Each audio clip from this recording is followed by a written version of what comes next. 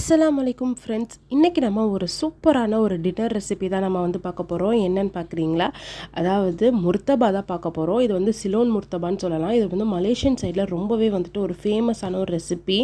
So எப்படி செய்கிறதுங்கிறத பார்க்கலாம். இது செய்கிறதுக்கு நான் வந்து ஒரு 2 கப் அளவுக்கு மைதா மாவு வந்து எடுத்திருக்கேன். 2 கப் அப்படிங்கிறது வந்து பார்த்திங்கன்னா 500 கிராம் கிட்டக்க இருக்கும். ஸோ அதனால் எடுத்திருக்கேன். அடுத்து 1 ஸ்பூன் வந்து சுகர், 1 ஸ்பூன் வந்து சால்ட்டு, இதெல்லாம் போட்டு ஃபஸ்ட்டு நம்ம வந்து மாவை வந்து நல்லா மிக்ஸ் பண்ணி வந்து எடுத்துக்கணும். அப்போ தான் நம்மளுக்கு வந்துட்டு கரெக்டாக அந்த டோ வந்துட்டு இருக்கும்.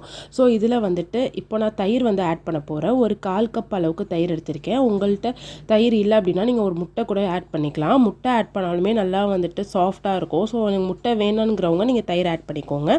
ஸோ இப்போ நெக்ஸ்ட்டு இதில் பால் ஊற்றி தான் நான் வந்துட்டு மாவை வந்துட்டு ஒரு டோ மாதிரி ஆக்க போகிறேன். நீங்கள் வந்துட்டு பாலுக்கு பதிலாக வாட்டர் கூட ஆட் பண்ணிக்கலாம். பால் ஆட் பண்ணியிருக்கிறது எதுக்குன்னா நல்லா சாஃப்டாக வரதுக்காக தான். ஸோ அப்போ தான் நம்மளுக்கு வந்துட்டு அதை நம்ம வந்து ரோல் பண்ணும்போது நல்லா நம்மளுக்கு சாஃப்டாக இருக்கும். சாப்பிடும் போதுமே சரி ரொம்ப ஹார்டான ஒரு டெக்ஸ்சர் இல்லாமல் நல்லா சாஃப்டாக இருக்கும். ஸோ மாவு நல்லா நம்ம வந்து பிசைஞ்சு வச்சுக்கலாம். ஸோ இதெல்லாமே வந்துட்டு ஒரு சின்ன சின்ன டிப்ஸ் தான். ஸோ வந்து நிறைய பேர் வந்துட்டு முட்டை மட்டுமே ஆட் பண்ணிப்பாங்க. இந்த மாதிரி முட்டை பிடிக்காது, நான் வெஜிடேரியன் அப்படிங்கிறவங்க நீங்கள் வந்துட்டு இந்த மாதிரி ஆட் பண்ணியிருக்கலாம். மெயினாகவே இந்த டிஷ் வந்து நான்வெஜ்ஜில் தான் செய்வாங்க. ஸோ நீங்கள் வெஜிடேரியனாக இருக்கீங்க அப்படின்னா நிறையா வந்துட்டு வெஜிடபிள்ஸ் உள்ளே வந்து ஸ்டஃப் பண்ணி நீங்கள் வந்து பண்ணலாம். ஸோ இது அப்படியே இருக்கட்டும். இப்போ நம்ம ஃபஸ்ட்டு வந்து உள்ளே வந்து பண்ணிடலாம். அதாவது ஸ்டஃபிங்ஸ் வந்து பண்ணிடலாம். ஃபஸ்ட்டு ஆயில் ஆட் பண்ணிவிட்டு அதில் வந்துட்டு ஒரே ஒரு உருளைக்கிழங்கு, பாதி கேரட் ஆட் பண்ணியிருக்கேன். ஸோ நீங்கள் வந்து ஸ்டஃபிங் எவ்வளோ வேணுமோ அதுக்கு தகுந்த அளவுக்கு நீங்கள் வந்து ஆட் பண்ணிக்கோங்க. நான் ஒரு உருளைக்கிழங்கும் பாதி கேரட்டு தான் ஆட் பண்ணியிருக்கேன். இது மாதிரி குட்டி குட்டியாக நல்லா டைஸ் பண்ணிக்கோங்க. இந்த மாதிரி ஷேப்பில் தான் உங்களுக்கு வந்துட்டு இருக்கணும். ஸோ ஃபஸ்ட்டு அதை ஆயிலில் நல்லா வந்து வதக்கி விட்டுக்கலாம். இப்போ இதில் ஒரே ஒரு சில்லி வந்து ஆட் பண்ணியிருக்கேன். நெக்ஸ்ட்டு வந்து கோழி பார்த்திங்க அப்படின்னா கரெக்டாக வந்துட்டு ஒரு 150 கிராம் தான் இருக்கும். இந்த மாதிரி குட்டி குட்டி பீஸஸாக நீங்கள் வந்து கட் பண்ணி ஆட் பண்ணணும். அப்போ தான் வந்துட்டு உங்களுக்கு பெரிய பீஸஸாக இருந்தால் அதில் வந்து ஸ்டஃபிங் பண்ண முடியாது. ஸோ இந்த மாதிரி குட்டி குட்டி பீஸஸாக இருந்தால் தான் உங்களுக்கு வந்துட்டு ஸ்டஃபிங் பண்ணுறதுக்கு ஈஸியாக இருக்கும். நம்மளுக்கு வாயில் வரும்போதும் நல்லா வந்துட்டு ஒரு டேஸ்ட்டும் ஒரு நம்மளுக்கு வந்து கிடைக்கும். ஸோ இந்த மாதிரி நல்லா குட்டி குட்டி பீஸஸாக நீங்கள் வந்து கட் பண்ணிக்கோங்க. இதில் நீங்கள் வந்து சிக்கனில் செய்யலாம், இல்லை எக் மட்டும் வச்சு பண்ணலாம், மட்டன் பண்ணலாம், எந்த ஒரு இது வேணாலும் நீங்கள் பண்ணிக்கலாம். இல்லை எனக்கு வெஜிடபிள்ஸ் மட்டும்தான் எனக்கு வேணும் அப்படின்னா நீங்கள் இதில் வந்து நிறைய வெஜிடபிள்ஸ் கூட ஆட் பண்ணிக்கலாம். நெக்ஸ்ட்டு இதில் இஞ்சி பூண்டு பேஸ்ட் பார்த்திங்க அப்படின்னா ஒரு 1.5 டீஸ்பூன் கிட்டக்க நான் வந்து ஆட் பண்ணியிருக்கேன்.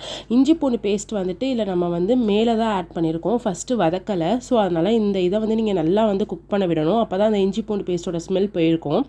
நெக்ஸ்ட்டு இதில் ஒரு டேபிள் ஸ்பூன் அளவுக்கு நான் வந்து உப்பு வந்து ஆட் பண்ணியிருக்கேன். அதாவது நான் 2.5 டீஸ்பூன் கிட்டக்க ஆட் பண்ணியிருக்கேன். ஸோ அதனால தான் ஒரு டேபிள் ஸ்பூன் கணக்கு வந்து உங்களுக்கு சொல்கிறேன்.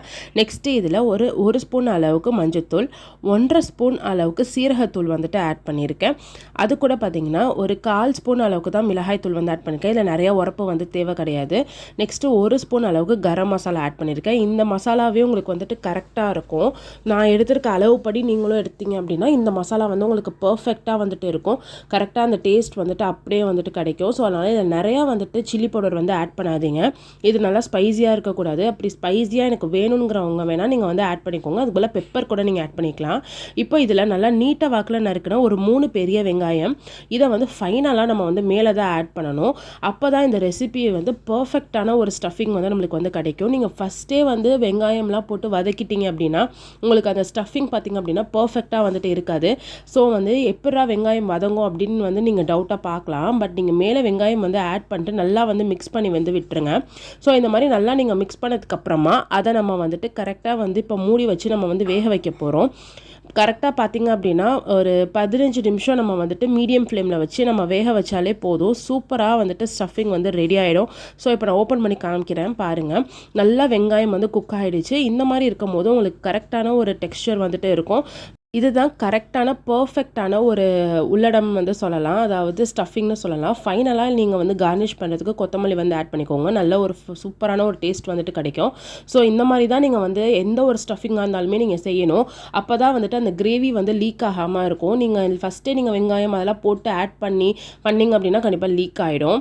நெக்ஸ்ட்டு நம்ம வந்து அது முர்த்தபா செய்கிறதுக்கு மாவு பிசைஞ்சு வச்சுருக்கோம் இல்லையா? ஸோ அதை நம்ம வந்து பார்க்கலாம். பாருங்கள், மாவு நல்லா வந்துட்டு சாஃப்டாக ஊறி இருக்குது. ஸோ இந்த மாதிரி நம்மளுக்கு வந்துட்டு இருக்கணும். அப்போ தான் நம்மளுக்கு வந்துட்டு நல்லா சாஃப்டாக வரும். ஸோ நீங்கள் வந்து அந்தளவுக்கு நீங்கள் நல்லா சாஃப்டாக வந்துட்டு பிசைஞ்சு வந்து வச்சுக்கோங்க. இது அட்லீஸ்ட் வந்து ஒரு 4 ஹார்ஸ் நீங்கள் வந்துட்டு வச்சுருங்க. அப்போ தான் வந்துட்டு நல்லா மாவு வந்து சாஃப்டாக இருக்கும். ஸோ நான் 4 ஹார்ஸ் தான் நானும் வச்சுருந்தேன். ஸோ இப்போ இதை வந்து நமக்கு மாவு வந்து சின்னதாக வந்துட்டு எடுத்துக்கலாம். இப்போ இதை பார்த்திங்க அப்படின்னா நம்ம பரோட்டாலாம் நம்ம வந்துட்டு மடக்குவோம் இல்லையா, உள்ளே வச்சு திருப்பி. ஸோ அந்த மாதிரி நீங்கள் வந்துட்டு மேக் பண்ணி ஒரு பால் மாதிரி வந்து ஃபஸ்ட்டு மேக் பண்ணிக்கோங்க. பால் மாதிரி மேக் பண்ணிவிட்டு இதை நீங்கள் பரோட்டாக்கு வந்து எனக்கு வீச தெரியும் அப்படின்னா நீங்கள் அந்த மாதிரி கூட வீசலாம். அதாவது பரோட்டாக்கு வந்து வீசுவாங்க இல்லையா, ஸோ அந்த மாதிரி பண்ணலாம். அப்படி இல்லை எனக்கு அதெல்லாம் தெரியாது அப்படின்னு நீங்கள் சொல்கிறவங்க நான் பண்ணுற மெத்தட் மாதிரி பண்ணிக்கோங்க. இதில் வந்து ஆயில் மட்டும் ஜஸ்ட்டு மேலே அப்ளை பண்ணிவிட்டு நல்லா வந்து ரோல் பண்ணிக்கோங்க. நீங்கள் ரோல் பண்ணுறது பார்த்திங்க அப்படின்னா உங்களோட அந்த சப்பாத்தி கட்டை இருக்கு இல்லையா, அது ஃபுல்லாக உங்களுக்கு வந்துட்டு ரோலிங் வந்து நீங்கள் பண்ணியிருக்கணும். அப்போ தான் அந்த ஸ்டஃபிங் வந்துட்டு நீங்கள் வச்சு அதை மடக்கிறதுக்கு வந்து உங்களுக்கு கரெக்டாக இருக்கும். ஸோ பரோட்டாக்கு வீச தெரிஞ்சவங்க நீங்கள் அந்த மாதிரி வீசிட்டு அதில் வந்து ஸ்டஃபிங் அப்படியே வந்து வச்சு நீங்கள் மடக்கி வந்து வச்சுக்கலாம். ஸோ அந்த மாதிரி ஒரு மெத்தடும் நான் வந்துட்டு உங்களுக்கு அப்லோட் பண்ணுறேன் இன்ஷா அல்லாஹ். ஸோ இப்போ இதை பாருங்கள், நான் நல்லா வந்துட்டு ரோல் பண்ணிட்டேன். நல்லா தின்னாக வந்துட்டு ரோல் பண்ணிக்கோங்க. திக்காக வந்து இருக்கக்கூடாது. திக்காக இருந்துச்சு அப்படின்னா நமக்கு வந்து மாவு வந்து இருக்கும். ஸோ நல்லா நீங்கள் தின்னாக வந்து ரோல் பண்ணிக்கோங்க. எந்த சைடு எட்ஜஸ்லையுமே வந்துட்டு மாவு வந்துட்டு திக்காக இருக்கக்கூடாது. ஸோ பாருங்கள், நான் நல்லா வந்துட்டு ரோல் பண்ணிட்டேன். இந்த மாதிரி நீங்களும் வந்துட்டு ஃபுல்லாக வர அளவுக்கு ரோல் பண்ணிக்கோங்க. இப்போ இதில் நம்ம நடுவில் வந்து ஸ்டஃபிங் வந்து வச்சுக்கலாம். ஸோ ஸ்டஃபிங் பார்த்திங்க அப்படின்னா கரெக்டாக வந்துட்டு ஒரு 2 ஸ்பூன் மட்டும் வைங்க. அதுக்கு மேலே வந்து வைக்காதீங்க. அந்த 2 ஸ்பூனே வந்துட்டு நீங்கள் உங்களோட போர்டோட சைஸ் நீங்கள் எவ்வளோ தேய்ச்சிருக்கீங்களோ அதை பொறுத்து தான். ஸோ நீங்கள் நிறையா வச்சிங்க அப்படின்னா கண்டிப்பாக வெளியே வந்துடும் எடுக்கும் போது, அப்புறம் பிஞ்சிரும். ஸோ கரெக்டாக இருக்காது. ஸோ இந்த மாதிரி நீங்கள் நல்லா சமப்படுத்தி விட்டுட்டு இப்போ 2 சைடும் ஃபோல்ட் பண்ணிக்கோங்க. அதை வந்து நீங்கள் மேல் பக்கமும் நீங்கள் வந்து ஃபோல்ட் பண்ணிக்கணும். அப் அண்ட் டவுன் சைடு 2 சைடுமே ஃபுல்லாக வந்துட்டு ஃபோல்ட் பண்ணி கரெக்டாக இது வந்துட்டு ஒரு பாக்ஸ் மாதிரி இருக்கணும். ஸோ இப்போ நெக்ஸ்ட்டு ஒரு சைடில் ஒரு முட்டை வந்து உடச்சி வந்து ஆட் பண்ணிக்கோங்க. இதை நல்லா வந்துட்டு பீட் பண்ணிக்கோங்க.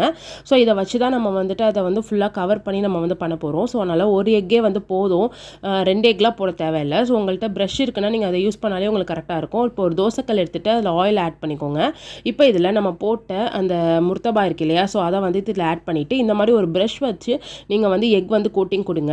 ஸ்பூன் வச்சு கொடுத்தீங்க அப்படின்னா எக் நிறையா வேஸ்ட் ஆகிற மாதிரி இருக்கும். ஸோ இது பண்ணிங்க அப்படின்னா நிறையா எக்கும் வேஸ்ட் ஆகாது. ப்ளஸ் வந்துட்டு நம்மளுக்கு சாப்பிடும் போது வந்துட்டு அந்த நிறைய எக்கோட டெக்ஸ்சர் வந்து நம்மளுக்கு இருக்காது, டேஸ்ட் வந்துட்டு இருக்காது. ஸோ லைட்டாக இருந்தாலே நம்மளுக்கு வந்து போதும், நல்லா வந்துட்டு இருக்கும் டேஸ்ட்டு. ஸோ இந்த மாதிரி நீங்கள் பண்ணிக்கோங்க. இந்த மாதிரி ஃப்ரண்ட் அண்ட் பேக் நீங்கள் 2 சைடுமே நீங்கள் வந்து எக்கை வந்து நல்லா கோட் பண்ணிவிட்டு லைட்டாக வந்து ஆயில் வந்து ஆட் பண்ணிக்கோங்க. ஸோ ஆயிலில் தான் இது மெயினாக வந்து நல்லா வந்துட்டு நம்ம இது பண்ணி டோஸ்ட் பண்ணி எடுக்கணும். அப்போ தான் நல்லாயிருக்கும். ஸோ பாருங்கள், இந்த அளவுக்கு ஒரு சைடில் வந்து எக் வந்து இதாகிடுச்சு. ஸோ அதே மாதிரி இன்னொன்று ஒரு சைடும் எக் வந்துட்டு கரெக்டாக அந்த மாதிரி குக் ஆகி வரணும். ஸோ 2 சைடும் ஃப்ளிப் பண்ணி நம்ம வந்துட்டு கரெக்டாக பார்த்திங்க அப்படின்னா ஒரு 2 நிமிஷம் நம்ம வந்து குக் பண்ணணும். ஸோ கண்டினியூஸாக வந்து வச்சுட்டே இருந்தோம்னா தீஞ்சு போயிடும். ஸோ ஃப்ளிப் பண்ணிகிட்டே இருக்கணும். அப்போ தான் இந்த மாதிரி உங்களுக்கு கோல்டன் கலர் வரும். ஸோ இந்த மாதிரி கலர் வந்ததுக்கப்புறமா நீங்கள் வந்து அதை எடுத்துடலாம். இதுதான் பர்ஃபெக்டான கலரு. அப்போ தான் உங்களுக்கு வந்து நல்லா குக் ஆகியிருக்கும். ஸோ இதே மாதிரியே பண்ணுங்கள். நான் இன்னொன்று வந்து உங்களுக்கு செஞ்சு காமிக்கிறேன். ஆல்ரெடி நம்ம பண்ண அதே மாதிரி தான். ஸோ இந்த மாதிரி எக் வந்துட்டு நீங்கள் இந்த மாதிரி மேலே வந்து அப்ளை பண்ணிக்கோங்க. நீங்கள் இந்த மாதிரி ப்ரஷ் யூஸ் பண்ணுறது தான் உங்களுக்கு நல்லது. அப்போ தான் வந்துட்டு எக் நிறையா வந்துட்டு நம்ம போட மாட்டோம், இல்லைனா எக் நிறையா வந்து போட்டுரும். அதுவே வந்து டேஸ்ட்டை வந்து நம்மளுக்கு மாற்றிடும். சில பேருக்கு பிடிக்காது. ஸோ இந்த மாதிரி எனக்கு எக்கு பிடிக்காது, அதுக்கு பதிலாக நான் வேறு என்ன செய்யலாம் அப்படின்னு கேட்டிங்க அப்படின்னா நீங்கள் வந்துட்டு அந்த க்ளோஸ் பண்ண போகும்போதே வாட்டர் வச்சு நீங்கள் வந்து க்ளோஸ் பண்ணிட்டீங்க அப்படின்னா அது வந்து ஸ்டிக் ஆகிக்கும். ஸோ ஓப்பன் ஆகாது. மெயினாக இந்த எக்கு போடுறதே எதுக்குன்னா அது ஓப்பன் ஆகாமல் ஸ்டிக் ஆகிறதுக்கு தான். ஸோ அந்த மாதிரி நீங்கள் வாட்டர் வச்சு பண்ணிட்டீங்க அப்படின்னா உங்களுக்கு அப்படியே தான் இருக்கும். ஸோ க்ளோஸ் ஆகாது. கொஞ்சம் நீங்கள் பார்த்து திருப்பும் போது மட்டும் கொஞ்சம் கேர்ஃபுல்லாக நீங்கள் திருப்பினாலே போதும். ஒரு சூப்பரான சிலோன் ஸ்டைல் சிக்கன் முர்த்தபா வந்து ரெடி ஆகிடுச்சு. ஸோ கண்டிப்பாக ட்ரை பண்ணி பாருங்கள். எங்கள் சேனலை சப்ஸ்கிரைப் பண்ணிக்கோங்க.